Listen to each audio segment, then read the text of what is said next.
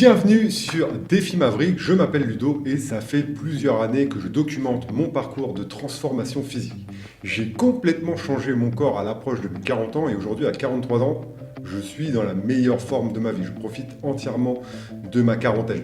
Je viens de mettre en plus la cerise sur le gâteau puisque je suis redevenu papa et je profite pleinement des changements que j'ai mis en place il y a plusieurs années sur mon corps. Sur cette chaîne, on va parler de transformation physique, mais pas comme vous le voyez ailleurs. Parce que pour moi, le vrai problème des hommes et des femmes de ma génération, ce n'est pas les méthodes, c'est la vision. C'est le rapport entre l'esprit et le corps, et laissez-moi vous expliquer. Votre corps vous fait survivre maintenant. Demain, il favorise le court terme et le confort immédiat. Mais votre esprit, lui, il a des rêves, des objectifs, et il veut vous emmener quelque part dans 6 mois ou dans 2 ans, où vous vous voyez dans ces temps-là. Vous voyez le décalage? C'est pour ça que tant de gens échouent. Leur corps et leur esprit ne travaillent pas ensemble. Ils se battent l'un contre l'autre. La clé, c'est de faire de votre corps un allié, une arme à votre disposition. Et c'est la fondation pour une transformation physique et pour des vrais changements. C'est le sujet de cette vidéo qui va vous demander un travail sur vous-même, ce qui n'est pas accessible à tout le monde. Mais notre génération a atteint un âge de maturité qui permet de s'élever, de faire des bilans, de se remettre en question et de pointer ce qui dysfonctionne pour le rectifier. Restez bien jusqu'au bout de cette vidéo car vous allez comprendre quelque chose d'important, quelque chose qui m'a permis de perdre 20 kilos et de reprendre le contrôle de mon corps à pratiquement 40 ans. Allez, c'est parti, on rentre dans le vif du sujet. La plupart des gens pensent qu'ils ont un problème avec l'alimentation. Je n'arrive pas à tenir un régime, je craque tout le temps, je n'ai pas de volonté, ce n'est pas fait pour moi. Mais en réalité, ce n'est pas ça le problème. Le truc, c'est que c'est eux-mêmes le problème. Le vrai problème, c'est ça, c'est vous le problème généralement. Je sais que c'est un peu bizarre à entendre, mais c'est quelque chose qu'il faut admettre. Et donc restez avec moi, parce que je vais vous expliquer. Là, maintenant, ça peut changer votre façon de voir les choses. Pour vraiment comprendre la chose, je vais être obligé de parler de deux domaines très similaires où la plupart des gens ont des blocages et des résistances. Le premier, c'est votre corps, comme on vient de le voir. Votre santé, être en forme physiquement, être capable de faire les choses le plus longtemps possible. Ça, c'est quelque chose qui me m'omnibule. Je veux rien demander à personne le plus longtemps possible. Je veux être indépendant. Voilà, ça, c'est pour moi quelque chose d'indispensable. Le deuxième, c'est l'argent.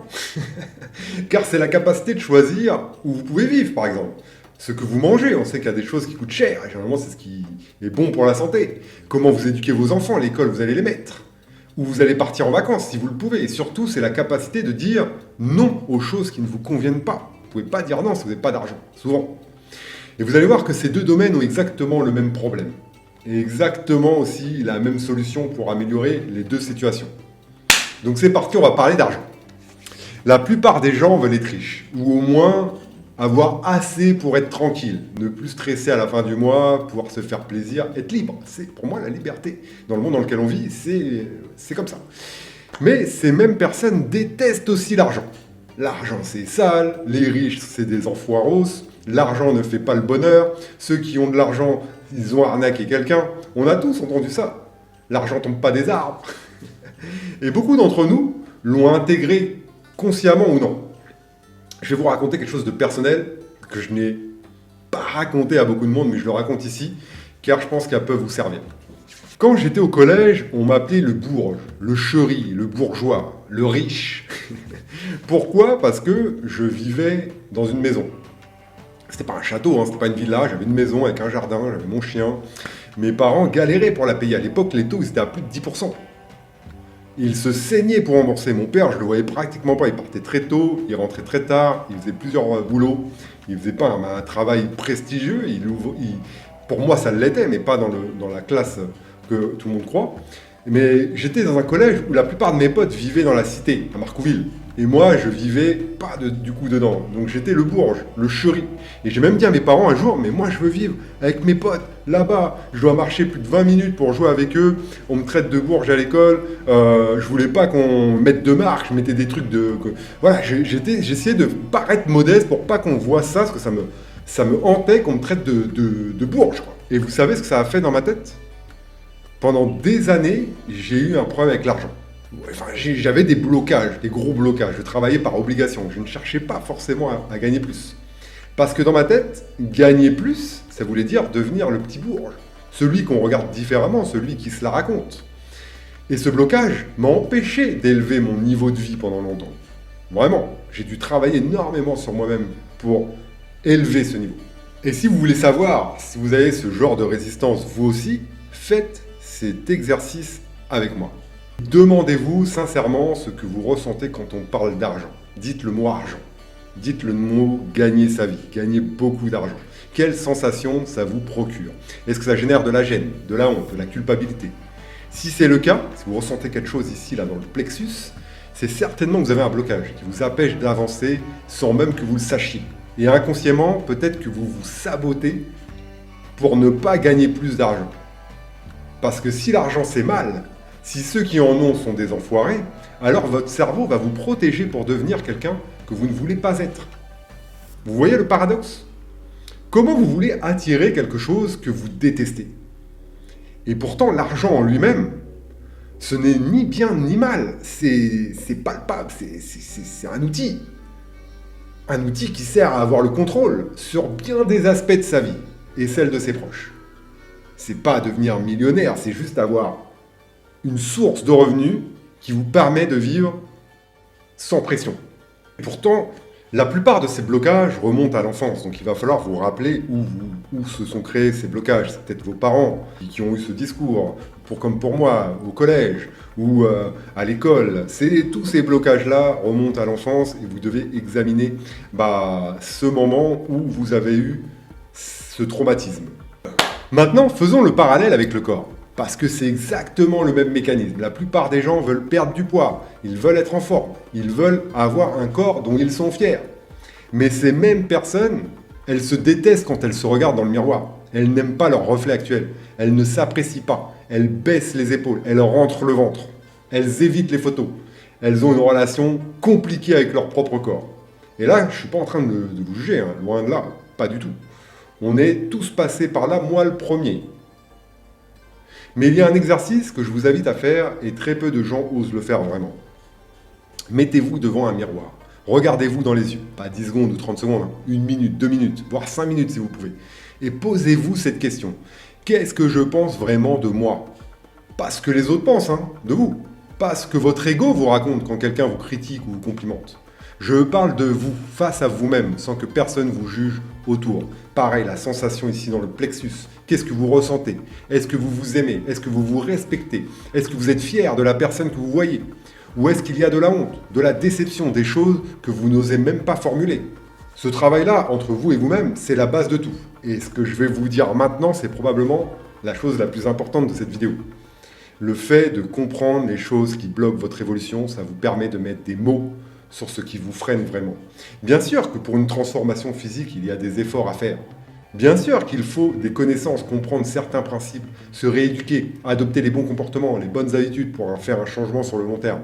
Et c'est d'ailleurs ce que je me suis efforcé à créer ces derniers mois, mon application Défi Maverick, qui permet d'allier nutrition, entraînement, activité, d'avoir des bilans, des instructions, de toujours faire germer des idées pour, lorsqu'on est en situation, les modifier. On verra ça un peu plus loin dans la vidéo. Mais ça, c'est le travail qui vient après la remise en question. Car d'abord, on doit prendre de la hauteur. On doit faire les choses pour soi. Il faut relever son image de soi-même. Il faut se synchroniser avec son corps pour être dans la juste mesure. Comment voulez-vous que votre corps vous donne ce que vous avez envie d'obtenir si vous n'êtes pas capable de le regarder, de l'assumer aujourd'hui, si vous en avez honte? C'est comme si vous vouliez devenir ami avec quelqu'un que vous ne pouvez pas voir en peinture, quelqu'un qui vous dégoûte. Ça ne marchera jamais. Et c'est vraiment pour moi la fondation pour faire les choses bien dès le départ. Parce qu'à partir du moment où vous vous aimez, où vous avancez avec votre corps et pas contre lui, vous n'allez pas le maltraiter pour perdre des kilos le plus vite possible. Vous allez lui donner ce dont il a besoin. Marcher, s'oxygéner, voir des choses, sortir des écrans, éviter la sédentarité, bouger, vivre, lui donner de la bonne nourriture et dans les bonnes proportions. Il y a un travail à faire pour votre corps, pour qu'il se sente bien, pour qu'il ait envie de vous suivre. Et à partir du moment où vous avez accepté ça, vous ne subissez plus les efforts parce que vous faites ça pour quelqu'un que vous aimez, quelqu'un qui vous est cher, pour vous-même. Et là, ça change complètement la donne, parce que les conséquences vont bien au-delà du physique. Ça va impacter vos relations aux autres, vos relations avec vos enfants, votre énergie au quotidien, votre confiance dans tous les domaines de votre vie. Le schéma est beaucoup plus grand que simplement perdre du poids le plus rapidement possible. On parle de transformer qui vous êtes et comment vous vivez. Il y a un célèbre docteur en neurosciences dont j'ai adoré les travaux et que je vous recommande vraiment de découvrir, qui s'appelle le docteur Joe Dispenza. Toute sa réflexion, c'est sur comment avoir un esprit plus fort que le corps et l'emmener exactement où on veut. Et sa solution, c'est de changer les pensées qu'on a quotidiennement. Parce que ce qu'on se raconte à soi-même chaque jour a une importance énorme. Ça rejoint tout ce qu'on vient de dire dans la vidéo. Les pensées que vous avez chaque jour, celles qui vous auto-sabotent, elles ont une incidence directe sur votre capacité à aller chercher ce que vous voulez. Donc le vrai changement, il commence par changer ses pensées au quotidien. Là où va votre attention, c'est là que va votre énergie. Et ça, c'est essentiel parce que inconsciemment, vous faites cela de toute façon, tout le temps. Vous vous réveillez le matin, vous commencez à réfléchir aux gens que vous devez voir, aux endroits où vous devez aller, aux choses que vous devez faire, aux objets que vous possédez dans votre réalité familière connue. Et quand vous placez votre attention sur ces différents éléments dans votre monde extérieur, votre énergie va aussi dans cette direction. Et l'effet secondaire de cela, c'est que très probablement, votre corps va suivre votre esprit. Donc vous vous réveillez le matin, vous pensez aux toilettes, et dès que vous avez cette pensée, votre corps suit votre esprit jusqu'aux toilettes. Vous pensez au café dans la cuisine, et l'instant d'après, votre corps suit votre esprit jusqu'au café. Quand vous buvez votre café, vous pensez à la douche. Quand vous avez la pensée de la douche, votre corps suit votre esprit jusqu'à la douche. Donc vous voyez, votre corps est tout le temps en train de suivre votre esprit, mais il le suit vers le connu et non pas vers l'inconnu. Est-il donc possible que votre corps puisse commencer à suivre votre esprit jusqu'à une expérience inconnue, exactement comme il le fait jusqu'à une expérience connue ? Autrement dit, si vous continuez à investir votre attention et votre énergie dans un nouveau futur, et si vous le revisitez encore et encore tous les jours, et si vous utilisez une émotion élevée comme l'énergie qui va vous amener dans ce futur-là, est-il possible que votre corps commence à suivre votre esprit jusqu'à une nouvelle expérience dans votre vie, exactement comme il suit votre esprit jusqu'à la douche tous les matins ? Appliquer les bons gestes, prendre de la hauteur, faire une remise en question honnête sur ce qui fonctionne ou pas, s'allier avec son corps au lieu de le combattre, s'accepter tel qu'on est maintenant pour pouvoir avancer. Et après, mettre en place des principes simples où on va s'améliorer dans le temps. Pas des régimes de 3 semaines, pas des transformations express, des vrais changements durables. Et dites-vous une chose, l'objectif, c'est un aller sans retour. On ne fait pas tout ça pour revenir en arrière dans 6 mois. On fait ça pour devenir une nouvelle version de nous-mêmes et ne plus jamais redevenir l'ancienne. Alors qu'est-ce qu'on retient finalement de cette vidéo ? Si vous n'arrivez pas à vous transformer, le problème n'est peut-être pas l'alimentation. Le problème n'est peut-être pas le manque de volonté. Le problème, c'est peut-être la relation que vous avez avec ce que vous voulez devenir. Vous ne pouvez pas attirer quelque chose que vous détestez, que ce soit l'argent ou un corps en forme. La première étape, c'est d'observer. Sans jugement. Repérez les pensées, les sensations qui vous sabotent et consciemment essayez de les changer quand elles apparaissent. L'esprit doit être plus fort que le corps, faites germer cette idée. Vous devez le diriger, l'emmener là où vous voulez. Mais le mindset à lui seul ne suffit pas.